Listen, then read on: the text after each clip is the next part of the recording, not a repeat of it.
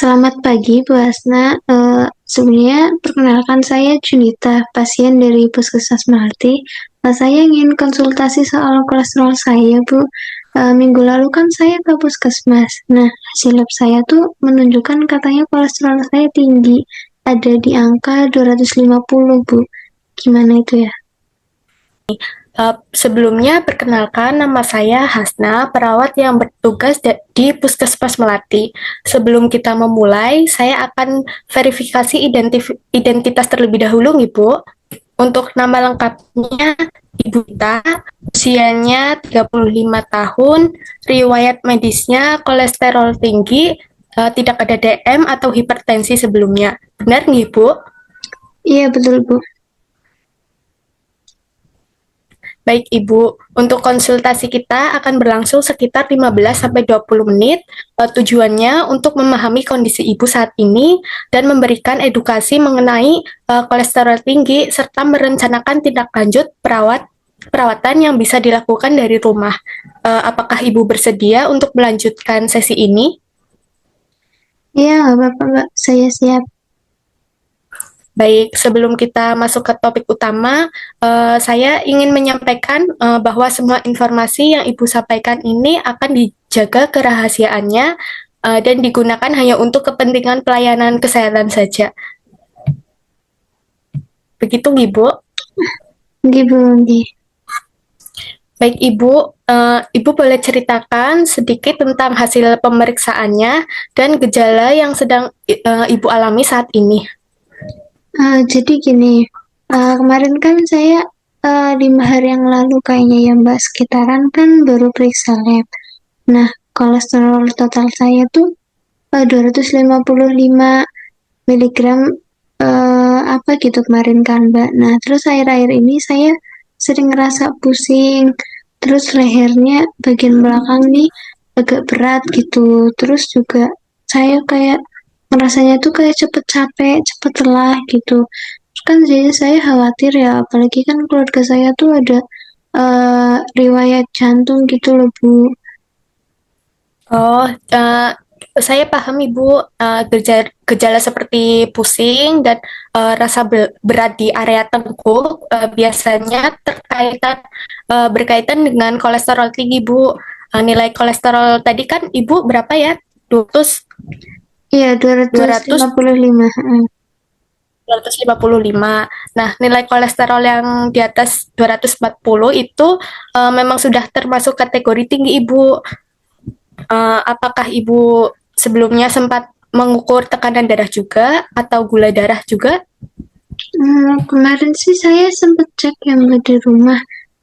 Tekanan darahnya tuh kalau nggak salah 135 per bawahnya tuh 85 apa ya. Terus kalau gula darah kayaknya normal-normal aja sih, Kak. Oh, Ibu, berarti tekanan darah Ibu sedikit di atas normal, Ibu, tapi belum termasuk eh, kategori ke hipertensi atau ke tekanan darah tinggi, nggih. Nah, sekarang saya ingin tahu bagaimana sih gaya hidup Ibu, jadi agar kita ini bisa menemukan penyebab dan solusinya. Jadi saya akan sedikit bertanya beberapa hal ya, Bu. Apakah Ibu tidak keberatan? Ya, enggak, Mbak. Baik, untuk pertanyaan yang pertama, untuk pola makan ibu sehari-hari bagaimana? Apakah sering mengonsumsi makanan yang berlemak seperti gorengan atau jeroan, santan, atau makanan yang cepat saji, Bu? Oh, kalau gorengan iya, Mbak. Saya masih suka makan. Kadang kalau sore tuh ngemilin apa itu namanya risol. Kalau enggak tahu isi. Kalau yang santan-santan gitu juga, iya kadang saya masak seminggu bisa 2 kali gitu. Uh, untuk yang kedua, berapa kali dalam seminggu ibu berolahraga, Ibu? Kalau olahraga sih belum rutin ya.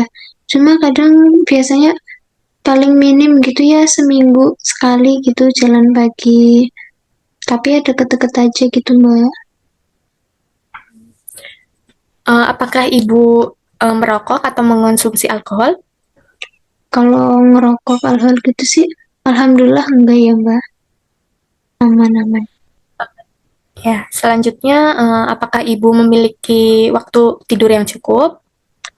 Nah, kalau tidur itu kayaknya masih kurang apa ya Mbak, kadang tuh saya lebih sering begadang itu, kadang lewat tengah malam gitu baru saya ngantuk, kadang kalau jam segini apa jam 8 jam 9 gitu belum ngerasa ngantuk Mbak. Oh, begitu Ibu. Baik, untuk pertanyaannya sudah dijawab dengan sangat jujur, dengan keterbukaannya Ibu Junita. Dari informasi yang Ibu berikan, ada beberapa faktor resiko yang bisa kita atasi secara bertahap. Kolesterol yang tinggi ini dapat dikendalikan dengan yang pertama itu pola makan sehat, Ibu. Pola makannya sehat itu seperti kurangi makanan yang berlemak, goreng-gorengan, terus diganti dengan makanan yang tinggi serat seperti sayuran, buah, gandum utuh, dan kayak ikan laut gitu, Bu. Ikan lautnya misalnya salmon atau tuna gitu, Bu. Hmm, Untuk selanjutnya, aktivitas fisik. Aktivitas fisiknya tadi bisa olahraga atau jalan kaki, terus bersepeda, senam senam ringan, tapi olahraganya itu 30 menit per hari aja, Bu. hmm, Minimalnya 5 kali seminggu. Kemudian selanjutnya tidur yang cukup. Tidur yang cukup ini minimalnya 7 sampai 8 jam per hari untuk mendukung metabolisme tubuh Ibu. Jangan lupa juga minum air putih yang cukup. Hindari minuman yang tinggi gula. Kemudian minum obat penurun kolesterol. Jika sudah diresepkan oleh dokter, Ibu, apakah sudah diresepkan oleh dokter? oh iya kemarin sih sempet diresepin ya pas habis cek lab itu. Soalnya kan hasilnya tinggi katanya, jadi langsung diresepin. Berarti buat Oh, apa? kayak kayak gaya hidupnya benar-benar harus berubah saya ya Bu, kayak olahraga kayak kan kemarin saya paling minimal seminggu sekali, berarti harus lebih sering lagi gitu ya. Terus kadang tuh saya juga kepikiran ini loh, Mbak, kayak kan saya kan kurus ya, jadi kadang nggak ada kepikiran kayak aman-aman aja nih, nggak mungkin saya kolesterolnya tinggi gitu. Saya kadang kepikirannya gitu, Mbak. Hmm, iya Ibu, pemikiran yang itu juga sering muncul Bu, tapi ternyata kolesterol yang tinggi itu bisa terjadi pada orang kurus loh Bu. Apalagi jika faktor makanan dan aktivitasnya kurang seimbang Bu. Hmm, Kemudian, jadi di puskesmas kami ada program pemantauan kolesterol berbasis WhatsApp dan aplikasi pencatatan digital Ibu. Kemudian Ibu bisa catat tekanan darah, berat badan, kemudian makanan harian dan aktivitas Ibu setiap minggunya. Nanti saya akan evaluasi dan beri umpan balik Ibu atau beri tanggapan Ibu. nah, bagus juga itu ya, Bu. Berarti saya bisa ini dulu ya.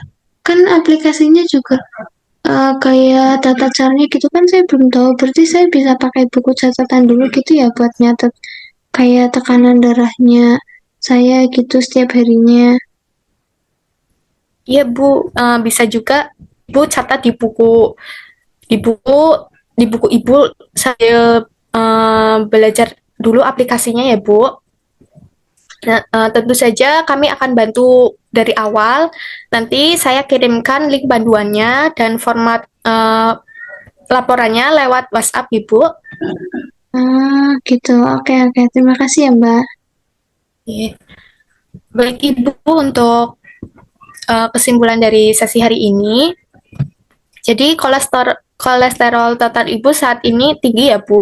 Dan gejala Ibu kemungkinan berhubungan dengan tadi gaya hidup, atau kurangnya beraktivitas sama faktor kurang tidur. Kemudian ibu bisa membuat rencana ke depannya, mulai dari perubahan pola makan, olahraga rutin, kemudian mencatat perkembangannya, dan konsultasikan melalui bisa juga melalui seperti ini via telenursing, via WhatsApp. Nanti saya akan menghubungi ibu kembali hari Senin depan jam yang sama, ibu. Jika ada keluhan sebelum itu, ibu bisa langsung WA atau menghubungi seperti tadi, nggih. Siap-siap, Bu Hasna. Makasih banyak ya, Bu. Saya jadi lebih paham, jadi lebih semangat buat mengubah gaya hidup saya. Terima kasih Bu Junita sudah mau terbuka dan tetap semangat ya Ibu. Kami di sini akan mendampingi Ibu sampai kadar kolesterol Ibu membaik. Semoga sehat selalu. Sampai jumpa di minggu depan Ibu. Ya, makasih sekali lagi ya, Mbak Hasna. Sampai jumpa, Mbak.